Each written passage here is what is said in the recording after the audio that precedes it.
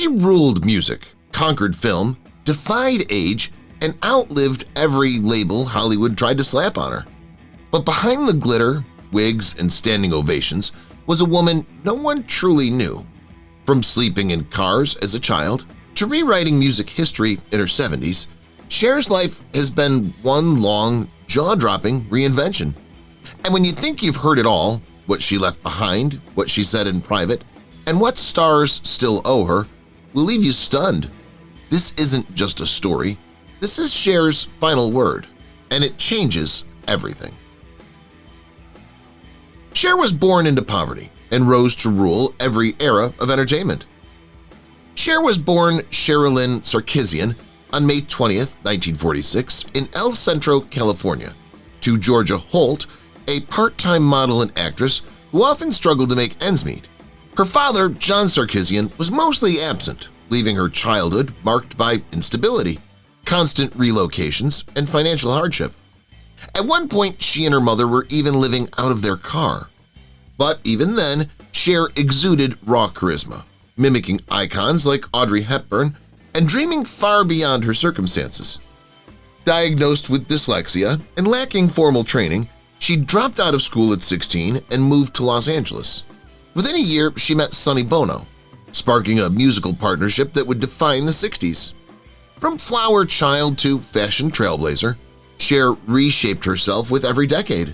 She broke out in 1965 with Sonny and Cher's I Got You Babe, then lit up the 70s solo with Gypsies, Tramps and Thieves and Half-Breed. After divorcing Bono in 1975 and weathering industry slumps, she surged back in the 80s with Las Vegas shows and award-winning film roles, including her Oscar-winning turn in Moonstruck in 1987. And then came Believe in 1998, a techno-pop smash that introduced autotune to the mainstream. With over 100 million records sold, Cher hasn't just endured, she's dominated every era she touched. Fun fact, as of 2025, she remains the only artist to have a #1 single in 6 consecutive decades.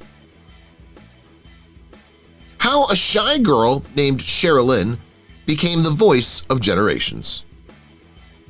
Before the sequins and spotlights, Sherilyn Sarkisian was a painfully shy girl with olive skin and a quiet presence that often made her feel invisible. Raised by a single mother, hustling through acting gigs, she struggled in school, silenced by dyslexia and a sense of not belonging. But behind closed doors, she found her escape, singing to pop records and mimicking icons like Marilyn Monroe. That shell began to crack in 1962 when she met Sonny Bono. He was 27, she was just 16, and their creative spark was instant. Sonny introduced her to session singing, nudging her steadily towards center stage.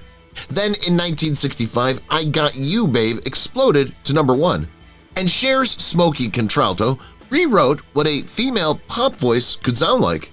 It wasn't just low, it was unmistakable. By 19, she'd already become the voice of a generation. She dropped out of high school, moved to Los Angeles, and built a career rooted in hippie pop. And that was just her opening act. Over the decades, Cher didn't just evolve, she pioneered reinvention, one comeback at a time. The untold story of Sonny and Cher's early hustle and first break. Long before the fur vests, matching bell-bottoms, and glitzy variety shows, Sonny and Cher were just two broke dreamers grinding through the scrappy LA music scene. Sonny, then a gopher-turned-producer, under the legendary Phil Spector, introduced Cher to studio work, using her as a backup singer on tracks layered with Spector's iconic wall of sound. Her contralto voice cut through the haze, even in the background. Early on, they performed as Caesar and Cleo, booking tiny club gigs and scraping by on charm and sheer hustle. Their first glimpse of chart success came in 1965 with Baby Don't Go. But it was I Got You Babe that launched them into pop stardom that summer. The song hit #1, catapulting the couple into the cultural spotlight, from TV screens to teen magazines. Cher, born in 1946, had dropped out of school at 16 and met Sonny at 17. Their creative spark wasn't just romantic, it was generational. From beatnik poverty to flower power fame, their rise shaped the sound of the 60s and laid the foundation for two separate yet iconic solo careers. She was told she couldn't act. Then she won an Oscar. When Cher first walked into a film set in the early 1980s, the critics didn't hold back. "Stick to singing," they scoffed, dismissing her as just another pop star dabbling in movies. But Cher didn't flinch. In Silkwood in 1983, she held her own opposite Meryl Streep, a feat in itself, and earned her first Oscar nomination. Then came Mask in 1985, where she delivered a raw, emotionally layered performance that proved Silkwood wasn't a fluke.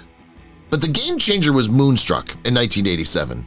As Loretta Castorini, the sharp-witted, unlucky-in-love Italian-American widow, Cher brought comedy, vulnerability, and grit to every scene. Her deadpan timing and expressive subtlety made the character unforgettable. In 1988, the Academy took notice. She won Best Actress. Draped in a sheer, gravity-defying Bob Mackie showstopper, Cher took the stage and accepted the Oscar, shutting down every critic who ever doubted her range. This wasn't a lucky break. It was the culmination of grit, growth, and talent honed offstage. From pop icon to serious actress, Cher had pulled off one of Hollywood's most unlikely and triumphant second acts. Cher's glitter-fueled 70s Phoenix Rise. Fresh off her chaotic 1975 divorce from Sonny Bono, where she was blindsided to learn she was legally just an employee of his Cher Enterprises, Cher hit the reset button hard. Nerdy detail, court filings revealed Sonny held 95% control of their business, fueling her fierce new mission for independence. As a single mom facing financial fallout, she launched The Cher Show on CBS, dazzling in Bob Mackie's now legendary creations, like that gold Viking getup from the Take Me Home album cover. The costumes didn't just turn heads, they lifted ratings and crowned her a queen of TV glam. By the late 70s, she unofficially took over Las Vegas with a grueling 2-show-per-night residency at Caesar's Palace Circus Maximus, back before that was even a trend. Her disco-era peak came with Take Me Home in 1979, released under Casablanca Records. The album climbed to number 25 on Billboard 200, and its title track hit number 8 on the Hot 100. Certified gold by May 3rd, it pulsed with Euro disco flair. Co-written by Michelle Aller and Bob Esty, pure Studio 54 magic. Years later, Cher joked her Vegas audiences needed oxygen masks. But back then, she was the one bringing the oxygen. Strategic? Absolutely.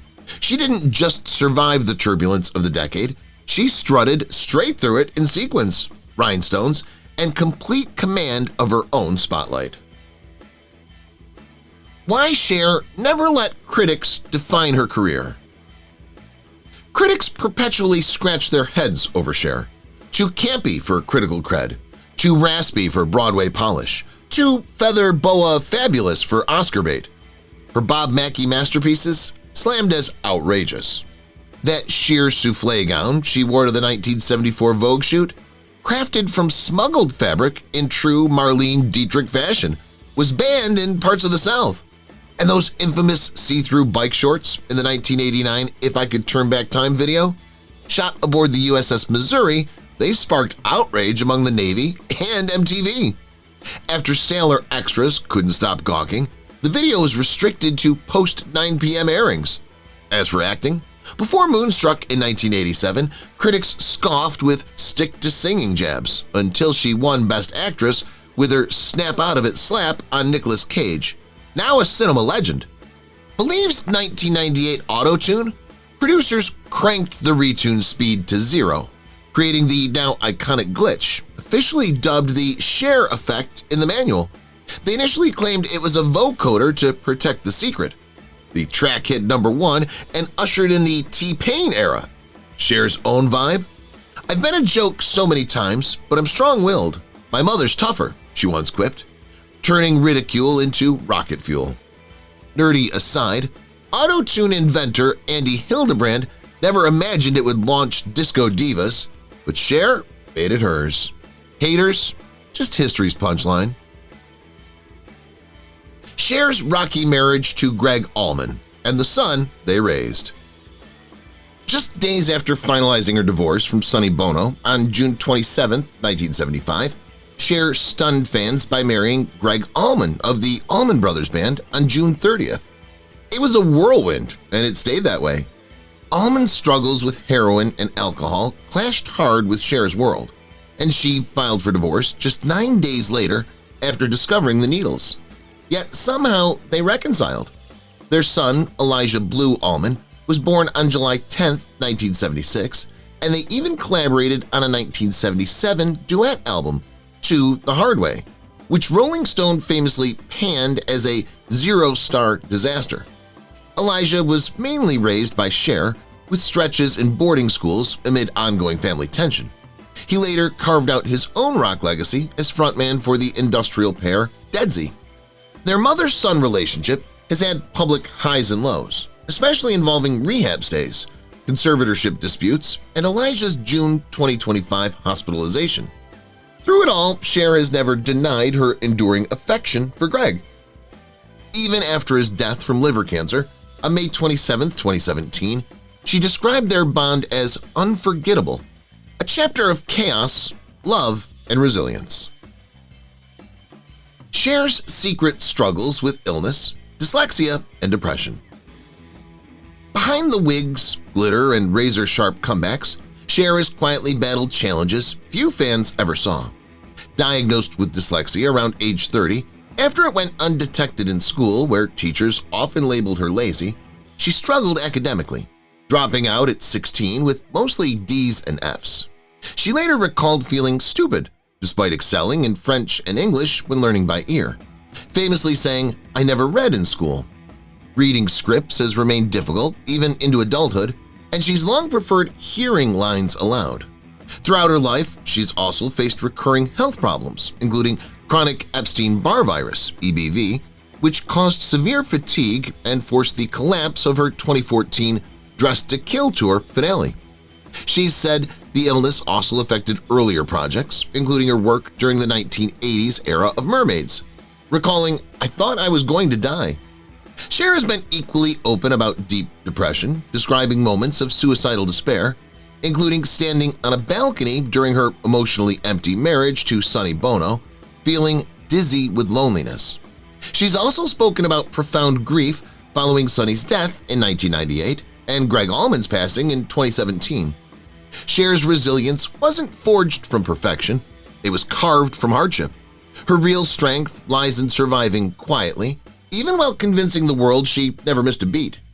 Nerdy note, EBV, often linked to mononucleosis, can linger for years and severely tax the immune system. When Cher's fashion statements made her an icon and a target. Long before red carpet naked dresses were trending, Cher had already worn them and sparked outrage. Her collaborations with designer Bob Mackie during the 1970s and 80s were groundbreaking.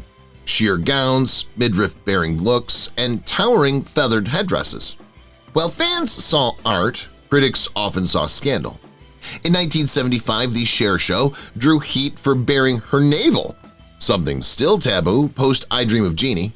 The most infamous moment came at the 1986 Oscars when she wore a midriff revealing black sequin ensemble topped with a dramatic mohawk headdress, a direct clapback at the Academy after her mask snub. "I got the Academy's booklet on serious dressing. Screw that," she said. The press went wild. Over the years, her daring choices got her banned from specific networks and scorned by conservative outlets. Even MTV pushed her 1989 If I Could Turn Back Time video to post-9 p.m. slots after she wore a fishnet Swiss cheese bodysuit aboard the USS Missouri, stunning Navy sailors on set. But Cher wasn't just dressing up, she was making statements. She once joked that wearing crazy clothes showing everything was simply fun. In doing so, she became fashion's ultimate rebel. Today's stars? They're still borrowing her blueprint, whether they admit it or not. The real reason Cher refused to retire in the 2000s. In 2002, Cher launched her Living Proof, the Farewell Tour, a massive 325-show run that grossed over $250 million. Everyone thought it was goodbye. Spoiler, it wasn't. She never truly meant it. In interviews, she later admitted retirement didn't suit her. "I don't like to sit still," she said. The truth? Performing kept her alive, mentally, emotionally, even physically. The stage was where she felt most powerful. After brief breaks, she came roaring back with Vegas residencies, albums like Closer to the Truth in 2013, and viral appearances that won over Gen Z on social media. While peers faded quietly, she doubled down with glam, humor, and zero apologies. Retirement isn't a word that fits Cher. Reinvention is. And by the 2000s, she'd already turned not retiring into an art form. Cher and her mother, Georgia Holt, a bond that shaped her entire life. Cher's most significant influence wasn't a producer or a label. It was her mother, Georgia Holt.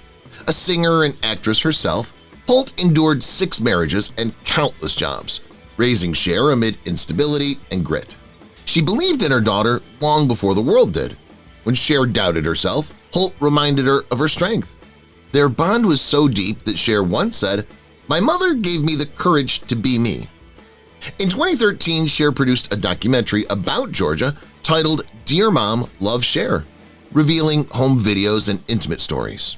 Even into her 90s, Holt was vibrant, sharp, and present in Cher's life. Her passing in December 2022 left a permanent mark. Cher grieved publicly, calling it an unbearable loss. But her mother's fierce love still echoes in every note she sings. Why Cher was the first to embrace autotune and own it.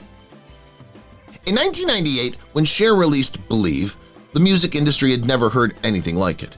The robotic wobble in her vocals wasn't a glitch, it was autotune, a new pitch correction software typically used discreetly. But Cher's producer, Mark Taylor, pushed it to the extreme, and Cher loved the result. She insisted they keep the effect, despite label concerns. It sounded too weird. It became her signature sound for the track. Believe exploded globally, topping charts in over 20 countries and becoming the best-selling single by a female artist in UK history. The technique was dubbed the Cher effect, and suddenly artists from Daft Punk to Kanye West followed suit. Cher didn't just use autotune, she made it cool, powerful, and artistic. Once again, the industry caught up to a risk she took first. Cher's LGBT+ legacy, more than just a gay icon. Cher's impact on the LGBT+ community goes far beyond sequence and show tunes. While she became a gay icon in the 70s for her flamboyant fashion and fearless attitude, her legacy was further deepened by her real-life support. She stood by the community during the AIDS crisis when many celebrities stayed silent. In the early 90s, she appeared in public service announcements urging compassion and awareness. But her most personal connection came when her child, Chaz Bono, came out as transgender. It wasn't an easy road. Cher admitted struggling at first, but she chose understanding over judgment. Eventually, she became one of the most visible celebrity advocates for trans rights. Her journey wasn't perfect, but it was real, and that authenticity made her more than a symbol. She became family in every sense of the word.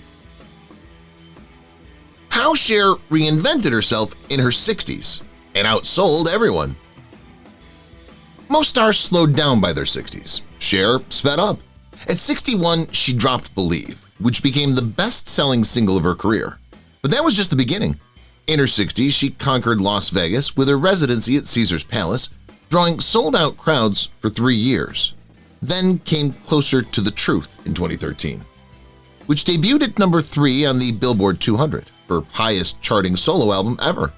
She didn't just tour, she dazzled, often performing for over 2 hours in towering heels and full glam. Fashion, fitness, vocals, she kept them all razor-sharp. While other legends leaned into nostalgia, Cher competed with the pop stars she'd inspired. Even Madonna and Lady Gaga cited her influence. Reinvention wasn't survival for Cher, It was her sport. And by 60 plus, she was winning. Cher's feud with Donald Trump and her fearless political stance. Cher has never been shy, but when it comes to politics, she's downright fearless. Her feud with Donald Trump is one of the most public and enduring among celebrities. Long before he was president, she called him a pompous blowhard. During the 2016 and 2020 elections, she was one of his fiercest celebrity critics on social media, once tweeting that he made her sick to her stomach. But her activism didn't start with Trump. Cher has spoken out for LGBTQ+ rights, gun control, voting rights, and climate change for decades. She's visited Pakistan to aid refugees and worked behind the scenes to help veterans. While some fans recoiled from her outspokenness, she never backed down. Cher doesn't separate her fame from her values. She uses one to amplify the other. Why Cher said she felt most powerful at 70. When Cher turned 70 in 2016, she didn't slow down, she sped up. In interviews, she declared, "I feel more powerful now than ever before," and she meant it. With decades of fame behind her, she finally shed all the need for approval. No longer chasing trends, she became the trend. At 70, she returned to Las Vegas with a fresh residency, rocked the Billboard Music Awards in a barely there outfit, and reminded the world that age doesn't define relevance. She said she finally understood her worth, artistically, financially, and emotionally. Her voice remained strong, her humor sharper than ever, and her command of an audience unmatched. For Cher, 70 wasn't an end, it was peak altitude. She'd lived enough, learned enough, and now she stood taller because she'd earned every inch of it. Cher leaves behind a fortune that makes her family cry.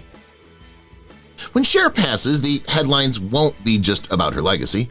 They'll be about her staggering fortune. Estimated at over $400 million as of 2025, her empire spans music royalties, Malibu real estate, and Las Vegas residencies, and savvy investments in tech and art. She owns properties across the U.S., including a Venetian-inspired home in Malibu, valued at over $80 million alone. But what made her family cry wasn't just the wealth, it was the details she leaves in her will. Handwritten letters, trust funds for her children and grandchildren, and significant charitable donations to LGBTQ+ youth shelters and veterans organizations. Friends say she spent years crafting every clause to reflect her values.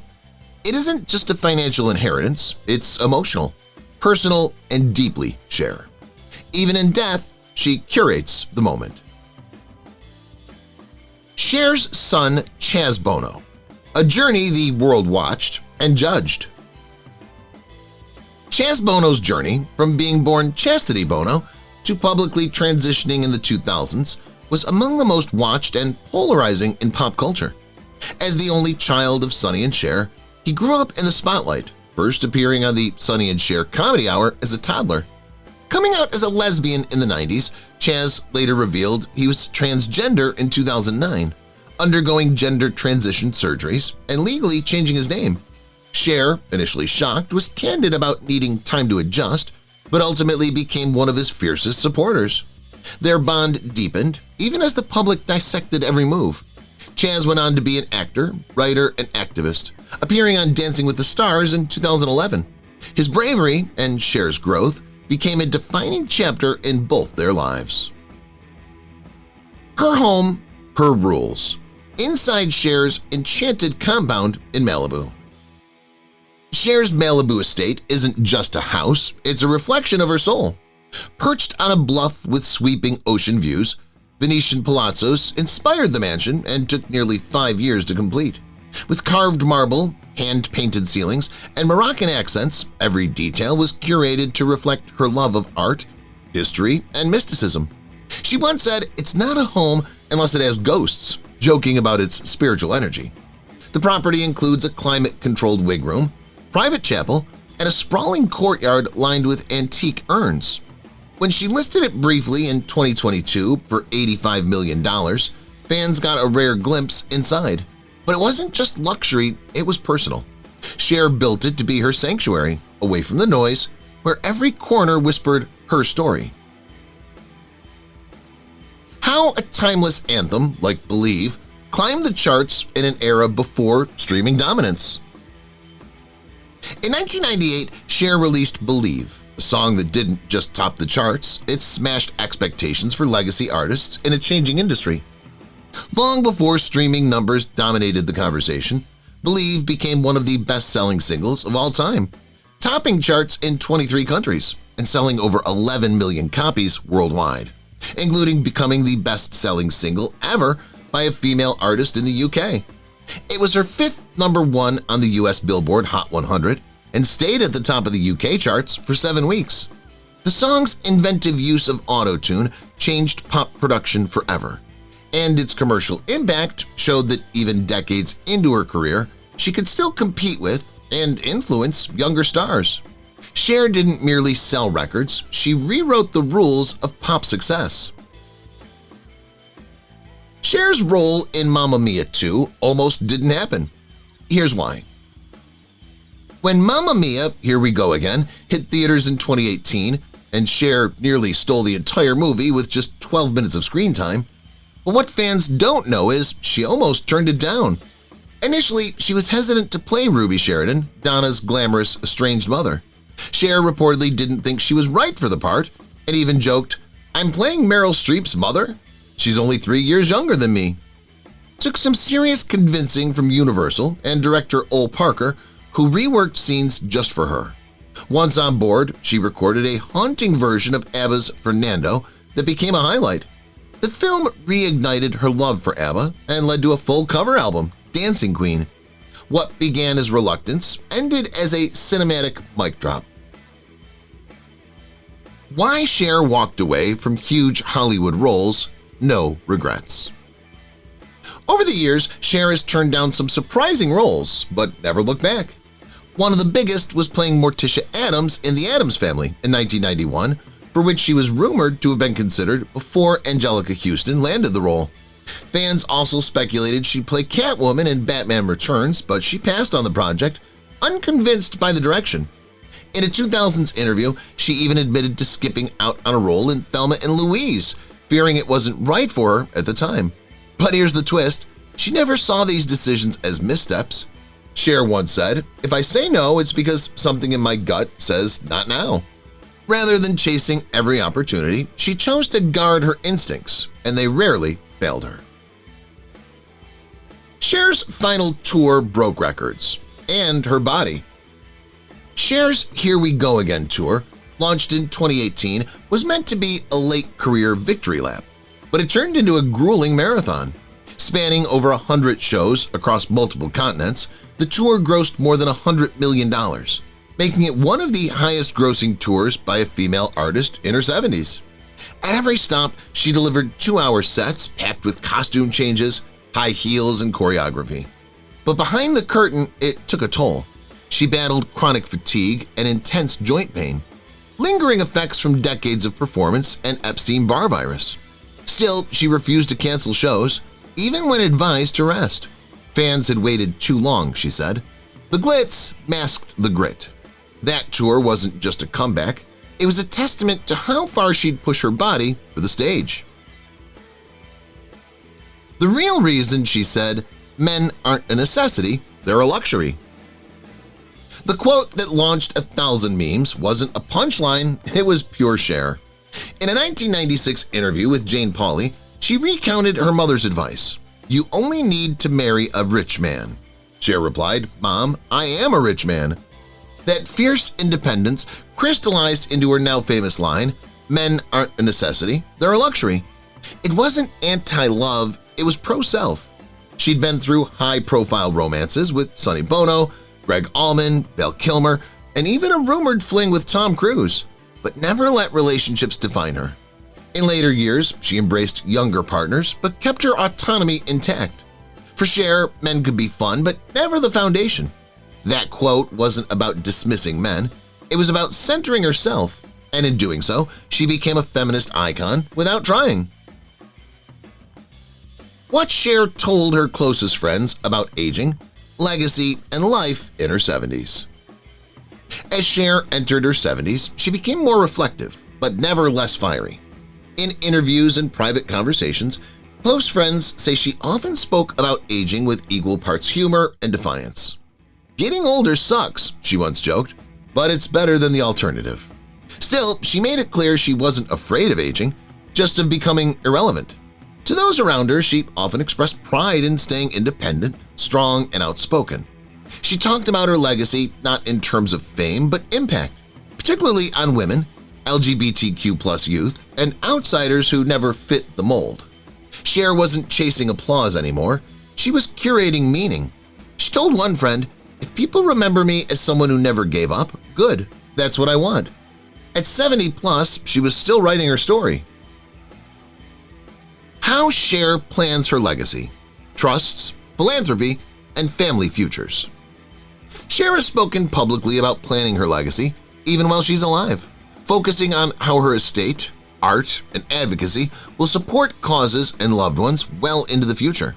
In interviews, she said she wants her children and grandchildren cared for comfortably, and she's taken steps to protect her Malibu estate and music rights through trusts.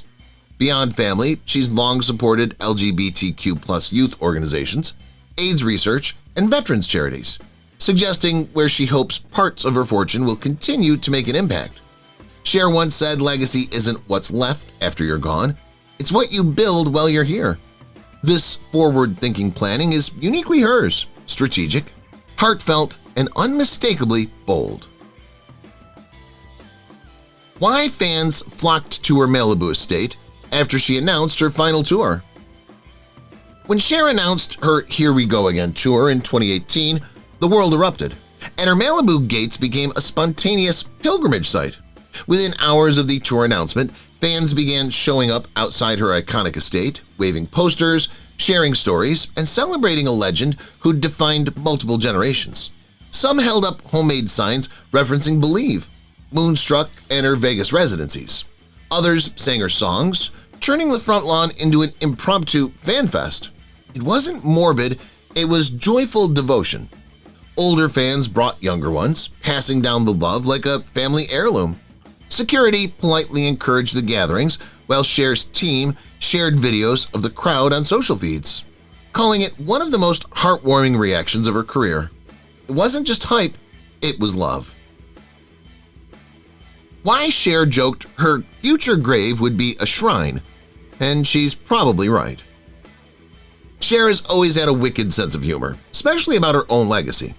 In interviews, she's joked that when she dies, fans will turn her grave into a shrine, like Elvis, only with better wigs. And honestly, she's not wrong. With a decades-long career, multiple reinventions, and a cult following across generations, her influence rivals that of any icon. Fans have already turned her past concert venues into photo stops and flooded social media with tributes after major appearances. Her Malibu estate has even been featured in magazine spreads that fans analyze like holy texts. Cher knows she's larger than life and leans into it with a wink. She once said, "I plan to be fabulous till the end. If she ever does get a shrine, chances are she'll design it herself."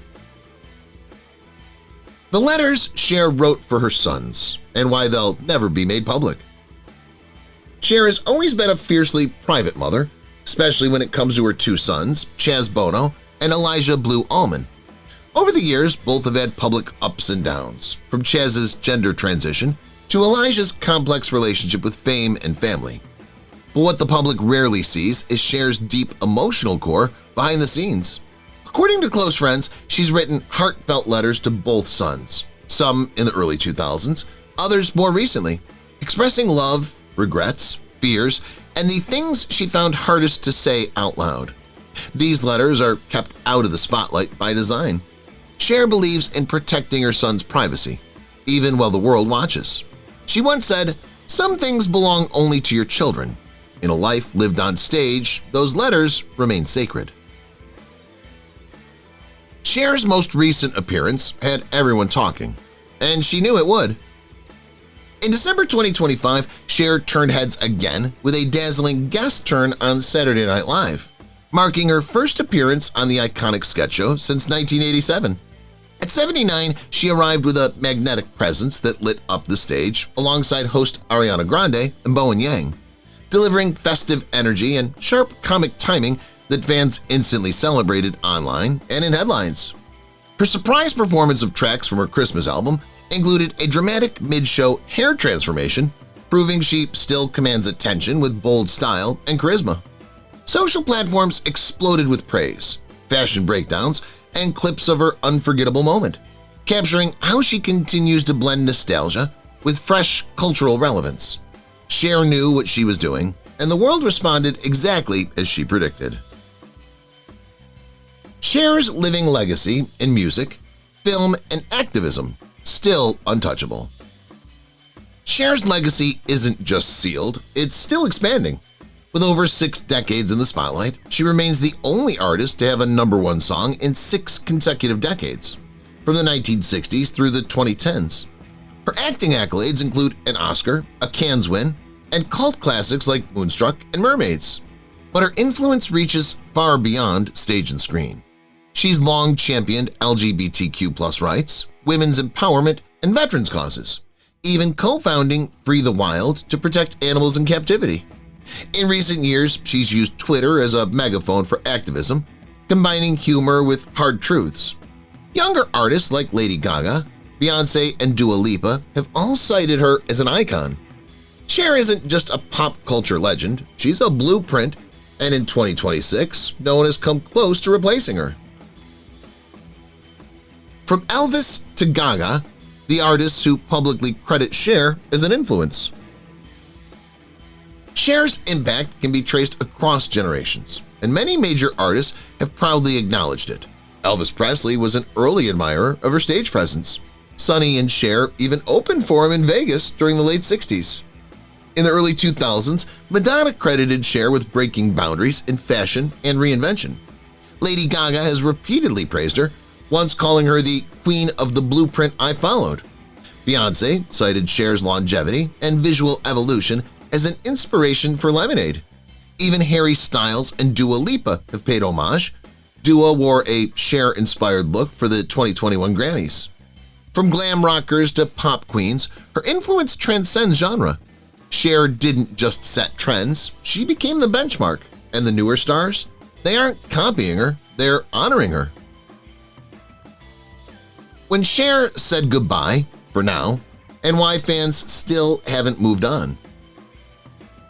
When Cher wrapped her Here We Go Again tour in 2010, many believed it might be her final bow from full-scale touring. At 74, she closed the tour in Sacramento with a sold-out crowd and a set list spanning 6 decades. Her voice held firm, her costumes dazzled, and her energy stunned even longtime fans. Though she never officially called it a farewell, the emotional weight of that night said it all. Cher later hinted that she was stepping back to focus on recording and advocacy. For fans, the possibility of no more global tours hit hard. Social media exploded with memories, tribute videos, and pleas for one more encore.